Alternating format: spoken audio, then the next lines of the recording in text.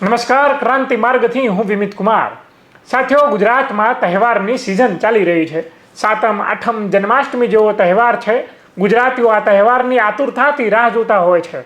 અને આ જ્યારે તહેવારની જે મજા છે એ મજા ખાસ કરીને મેળામાં જવાથી આવે છે. લોકમેળાઓનું જે આયોજન થાય છે એ લોકમેળાઓ આ તહેવારમાં ચાર ચાંદ લગાવી દેતા હોય છે. તો આ તહેવારમાં જે મેળાઓને લઈને ઘણા બધા ગીતો પણ લખાયા છે કે હું તો ગઈ હતી મેળે મેળામાં, હૈયું હણાઈને ગયું તણાઈ, જોબનના રેલામાં મેળામાં મેળામાં. હું તો ગઈ હતી મેળે, પણ આ વખતે મેળે જઈ ના શકી કારણ કે મેળામાં વરસાદ, ધોધમાર વરસાદ વરસતો હતો.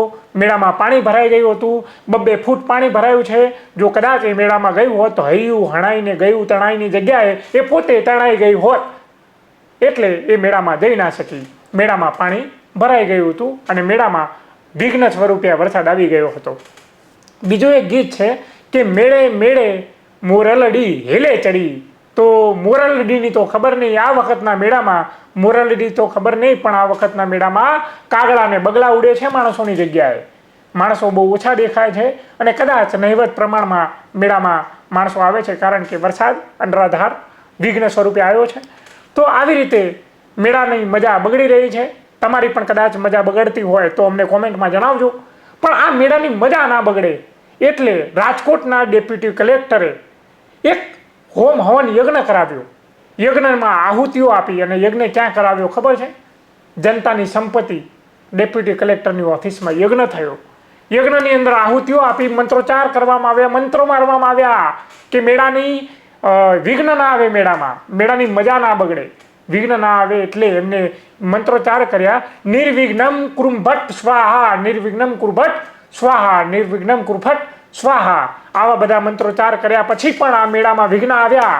કદાચ એ મંત્રોની અંદર શું ખામી રહી ગઈ અમને ડેપ્યુટી કલેક્ટર અમને સમજાવે, અથવા તમે જેની જોડે મંત્રોચ્ચાર કરાવ્યા છે, જે મંત્ર મરાવ્યા છે, એ મંત્ર માનનારા પણ અમને સમજાવે કે તમારા મંત્રની અંદર એવી તો શું ખામી રહી ગઈ કે મેળાની અમારી મજા બગડી ગઈ ભાઈ.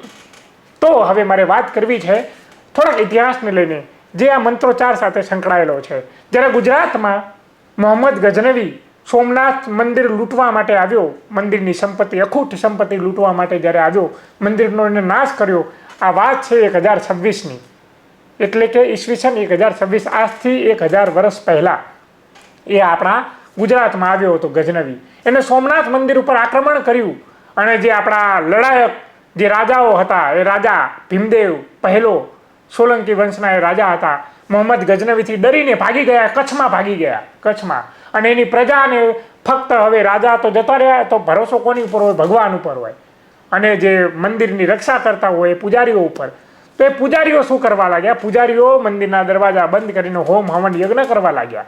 18 દિવસ જ્યારે આક્રમણ ચાલ્યું, એમને હોમ હવન યજ્ઞ સતત ચાલુ રાખ્યા કે ભગવાન પ્રસન્ન થશે, યજ્ઞ કરવા દો અમને, મંત્રોચ્ચાર કરવા દો, નિર્વિઘ્નમ કુરુભટ્ટ સ્વાહા કરવા દો, બધું કર્યું એમને. તેમ છતાંય આ જે ગઝનવી આવ્યો અને આક્રમણ કરીને 18 દિવસ સતત સોમનાથ મંદિર ઉપર અને સોમનાથ જે વિસ્તારમાં જે આક્રમણ કર્યું, બળાત્કારો કર્યા, જે લૂંટ મચાવી, 18 દિવસ સુધી એને આ મંદિરનો વિનાશ કર્યો, સોમનાથનો વિનાશ કર્યો અને જતા રહ્યા. કોઈ ભગવાન ના આવ્યા આ મંત્રોચ્ચારના કારણે.